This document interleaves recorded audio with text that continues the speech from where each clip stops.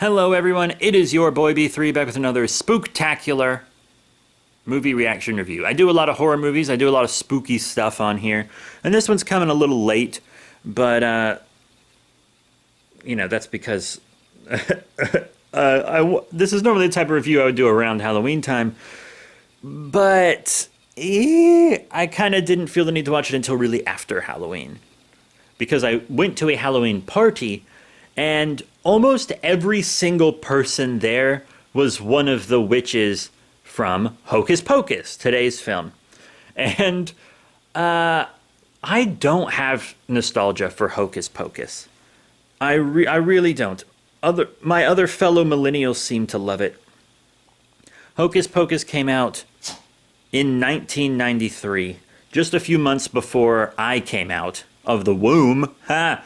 And this was a film that came on during Halloween time when I was a kid. This is a film that would come on like the Disney Channel and stuff.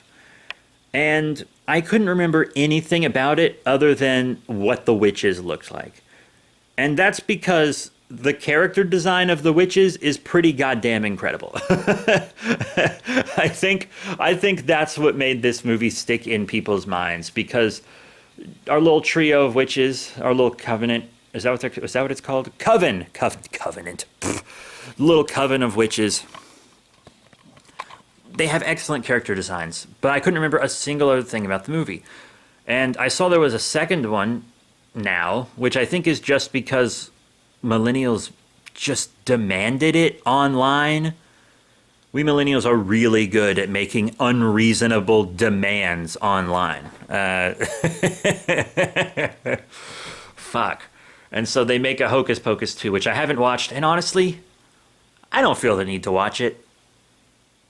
I feel like it's something you watch just if you had nostalgia. And I didn't have nostalgia for Hocus Pocus. I'm watching it, and the scene at the beginning with the witches, they get cursed, they get hung, which is kind of insane. And then there's like a CGI cat named Binks, who is unbearably uncanny. He is as uncanny as a valley can be. Holy shit. Sometimes they use a real cat when they don't need him to speak or do like really precise things, which is good. But wow. I also like that this movie doesn't pretend that death isn't a thing. A lot of movies pretend that death isn't a thing, but I talked about this not in the last video, which was Encanto, but the one before that, which was me reviewing the 90s X-Men series. I'm a thanatologist, and this is like my specialty. Children understand the finality of death at around age 9. If you don't expose children to a reasonable amount of death and they don't come to understand it as a child, then they grow into adults that aren't able to cope with their own mortality or the mortality of those around them. So I'm not saying that you should like see people get gutted in children's media or anything, but it's not like children don't know death exists. So media like this, which is clearly for kids maybe like 10 to 14, I feel like is maybe where this movie is target demographic. It's nice that death is something that can exist, but not something that's like shown in too horrifying of a light.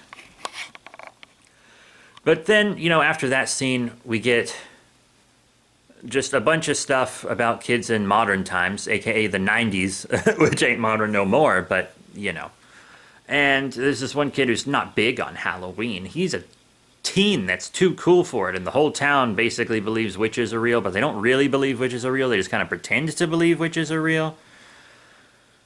Whatever. And then this kid, he lights the black candle. And when the black candle is lit by a virgin on Halloween night, the witches come back to life, and they have to basically suck the soul out of a child in order to stay alive past Halloween night. They have to do that to continue to stay alive. And it was really weird that there were a lot of jokes about how this teenage boy's a virgin. That was pretty weird. Then there is some heavy innuendo on the scene where the witches get on the bus.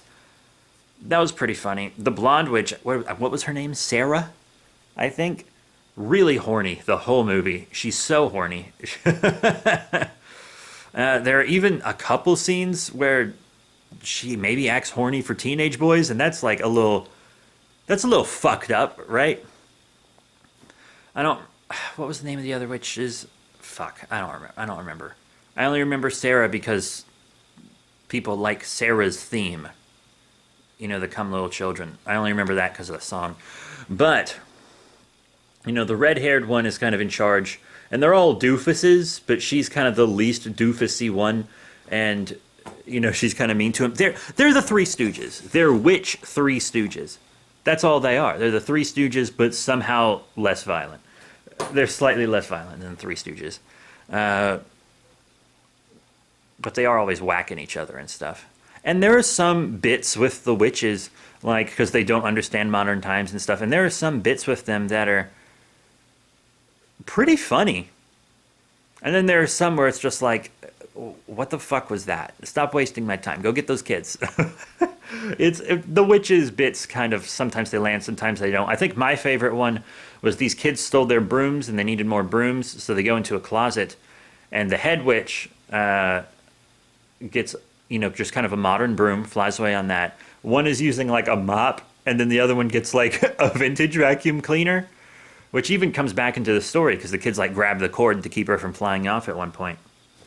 Pretty cool. And then there's like this one point where one of them raises her old lover who slept with her sister, so she killed him and sewed his mouth shut. And she like brings him back from the dead to get the kids. And there was some fun physical comedy with that zombie. It was enjoyable. And I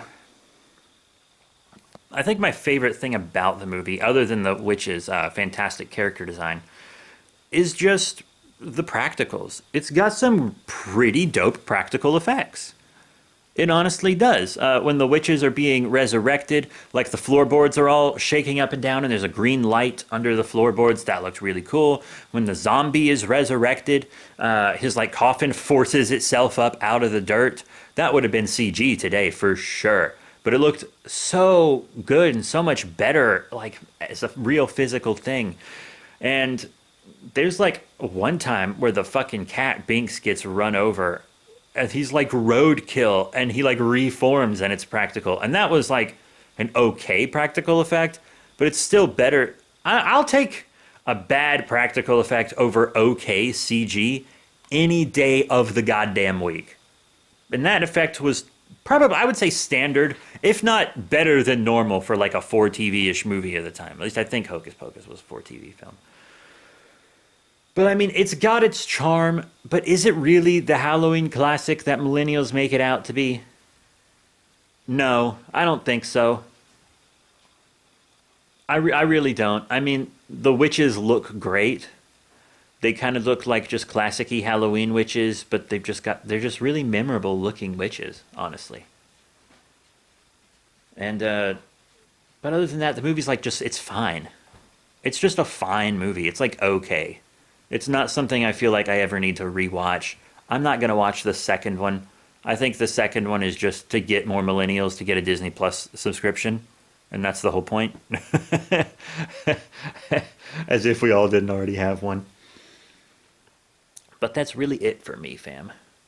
I think that's it for this little fella. Hocus Pocus, fine. Fine film with some really cool looking witches. And that's it. Too many sex jokes, probably. I would say far too many sex jokes. But that's it. Thank you all very much for your support. Remember to rate, comment, subscribe. Check out all the cool links in the link tree and down below. We got socials. We got other channels. We got all kinds of stuff. That's it. Thank you all once again.